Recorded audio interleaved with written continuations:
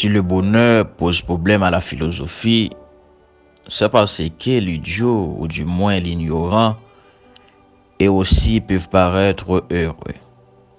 Et je dirais, c'est également parce que l'opinion de la foule pose le bonheur comme la fin ultime de toute existence humaine. Alors, la question est donc de savoir si l'idiot ou l'ignorant peut vraiment être heureux. Et si ce que la foule appelle bonheur est digne de ce nom. Le bonheur alors, pour le simple d'esprit, confère, je dirais, au petit bonheur tranquille et béat, de celui qui se satisfait d'une existence médiocre. Cette béatitude n'a rien à voir avec les transports qui procurent la contemplation du vrai, et je dirais, se rapproche plutôt de l'hébétude.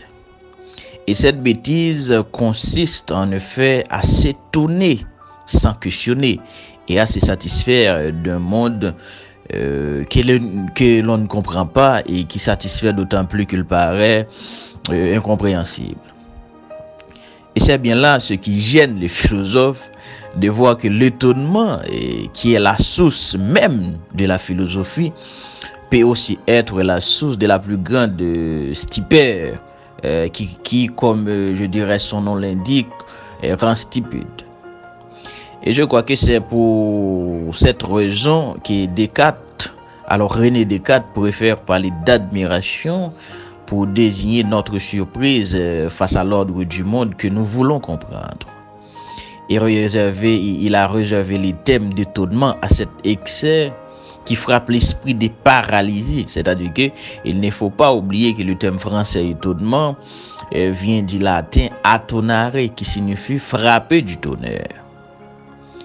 Et un tel étonnement est à l'origine de ces formules toutes faites. Donc le caractère assommant n'est pas à démontrer, telle est la nature est bien faite. Ou pour être heureux, il suffit de ne pas se poser des questions et de prendre la vie comme elle vient. Jadis, certains poussent même d'ailleurs la bêtise à son point culminant en qualifiant de telles maximes des philosophies des vies. Une telle philosophie, si elle peut en effet conduire au bonheur, ce ne peut être qu'à un bonheur comparable à celui de la bête, c'est-à-dire sans conscience, qui ne peut que vivre en accord avec la nature pour la simple bonne raison qu'elle est plongée en elle et ne dispose pas d'une liberté le permettant de s'en écarter alors.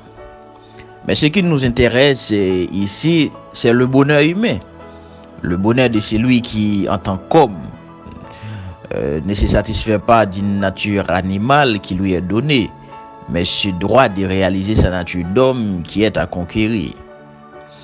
Pour le plus grand nombre de cette conquête, je dirais, la quête du plaisir immédiat réduit à la satisfaction de tous nos désirs.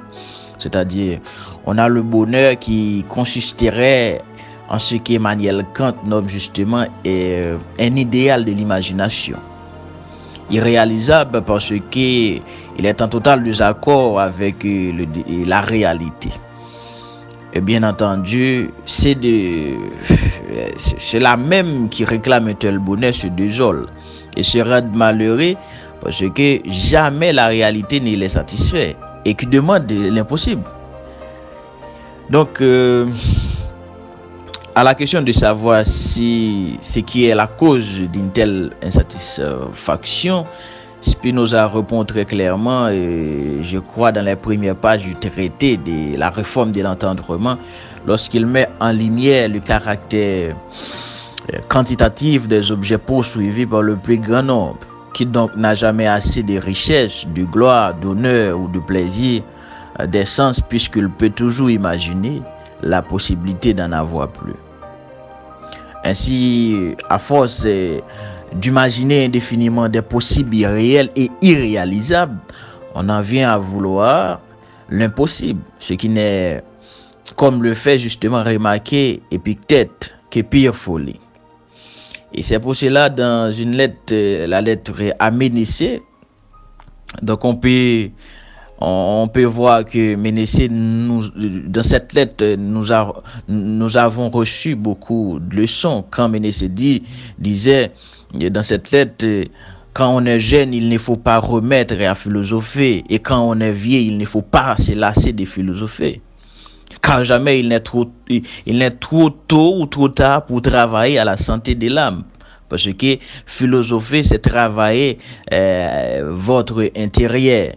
Or, celui qui dit que l'heure de philosophie n'est pas encore arrivée ou est passée pour lui ressemble à un homme qui dirait que l'heure d'être heureux n'est pas encore venue pour lui. Okay? Ou du moins qu'elle n'est plus. Donc, c'est-à-dire, mais dans cette lettre, le jeune homme et le vieillard doivent donc philosopher l'un et l'autre. Celui-ci pour rajeunir au contact du bien en se remémorant le jour agréable du passé. Parce qu'il ne faut pas oublier sur le plan historique, l'histoire se fait du passé, présent et de l'avenir. Donc par conséquent, il faut méditer sur les causes qui peuvent produire le bonheur, puisque lorsqu'il est à nous, nous avons tout. Et que quand il nous manque, nous faisons tout pour l'avoir.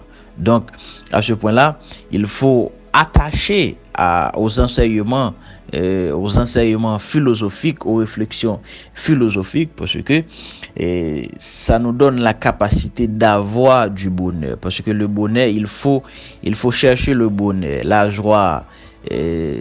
Spinoza, le philosophe hollandais, disait ça très bien. Donc, il faut trouver l'énergie pour survivre. Donc, c'est fondamental pour la quête du bonheur.